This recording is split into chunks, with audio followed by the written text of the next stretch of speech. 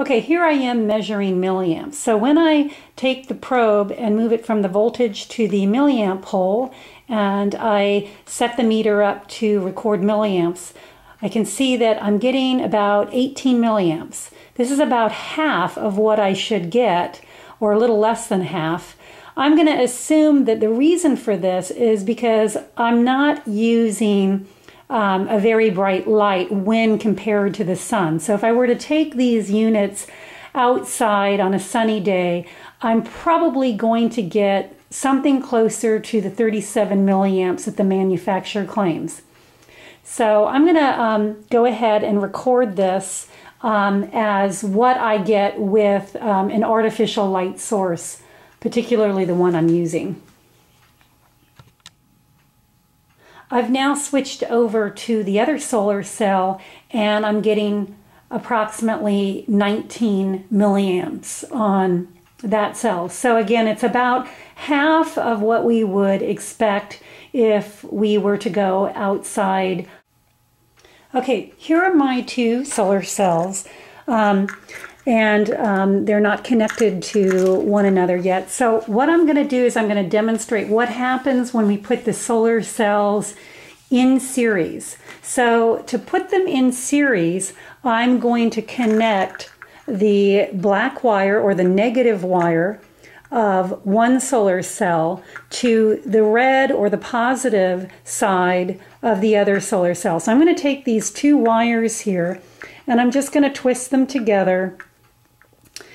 And now I have two solar cells that are in series. So if I measure the voltage here relative to the negative side on the other solar cell, that's this black wire, then I should have double the voltage that I had before. So I'm going to measure the voltage here relative to here, and then I'm going to measure the current going through these two solar cells. I should have the same current as before when I was just using one cell, but I should have double the voltage. All right, I now have my series circuit with the light source on, and I've got my multimeter connected to this series circuit. And if you look at the multimeter, I'm getting 6.1 volts, which is about double what I got with a single solar cell. Now I'm going to check current. I now have the multimeter connected to record current. So if I look at the multimeter and I look at the reading, you can see I'm getting 20 milliamps, which is higher than what I had before. I'm actually using two light sources now so that both solar cells are getting the same amount of light that they did when they were tested individually. So that might be one reason for why I'm getting a higher current now. I have actually more light falling on each solar cell individually. But anyway, that definitely does confirm that the current has not doubled with a series connection. Only the voltage has doubled. Now we're going to try a parallel connection. In order to connect the two solar cells in parallel, this time what I'm going to do is I'm going to take the two red wires and connect them together. So what I'm doing is I'm connecting the positive side of one cell to the positive side of the other cell. So I'm going to twist those wires together like that. And then I'm going to take the two negative wires and I'm going to connect those together. And so that will give me my parallel connection. So I'm just twisting the wires together. Okay, and so now I have the two solar cells connected in parallel. So again, we're going to test the solar cells. Okay, and I'm using the two light sources, so they're each getting about the same amount of light as they got before, because I used one light source for one solar cell before. So now I'm using two light sources for two solar cells. And using my multimeter, I'm going to connect up. All right, so I've now connected the meter, and if we look at the meter, I'm getting 3.05 volts. So by connecting the solar cells in parallel, the voltage is the same as what we would record for only one solar cell.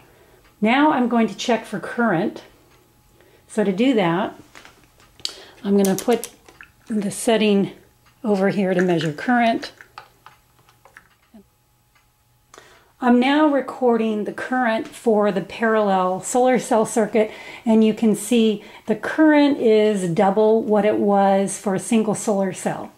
Now I just want to point out that the voltage and the current that you get is highly dependent on the amount of light that is hitting the solar cell. So in order to get really good numbers for this lab, you either have to work outside on a clear day where you don't have clouds interfering with the light, or you need to position your light source over the solar cell and then not move the light source in any way, and that's the only way that you're going to get really consistent numbers.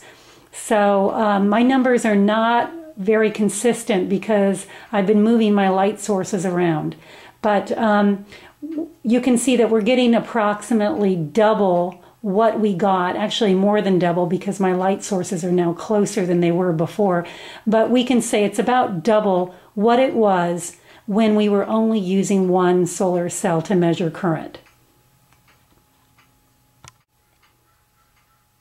I'm now going to look at a few things that can be powered with some AA batteries. The first thing is just a little motor, and I've attached a piece of tape to the rotor so that you can see when it's spinning.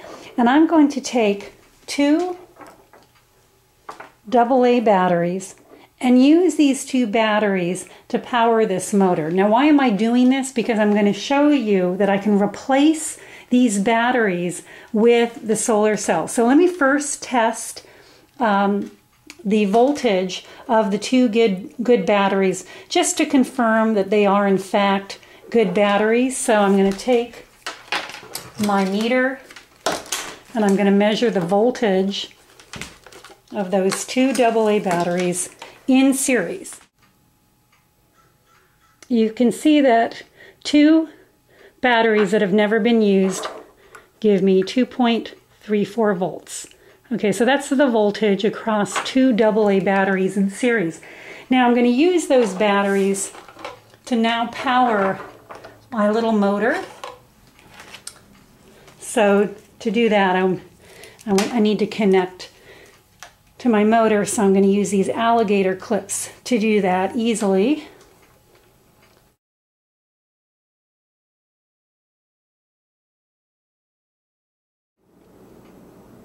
Another little simple device that I can power with two AA batteries is a small little buzzer.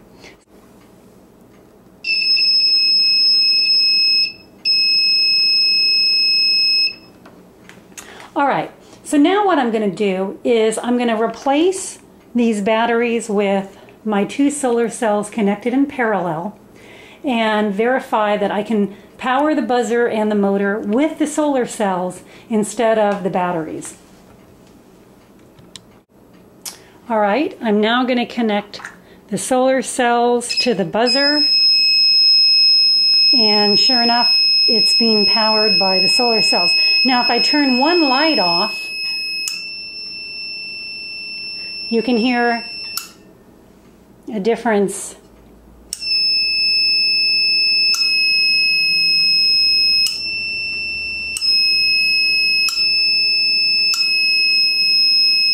And that's just due to a change in the voltage and the current into that buzzer.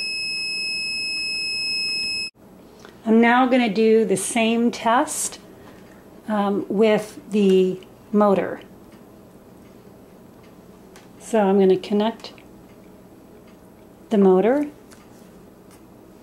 and you can see it's being powered by the solar cells. And if I turn one light off, it seems to slow down. It has enough friction that it doesn't even want to go. Okay.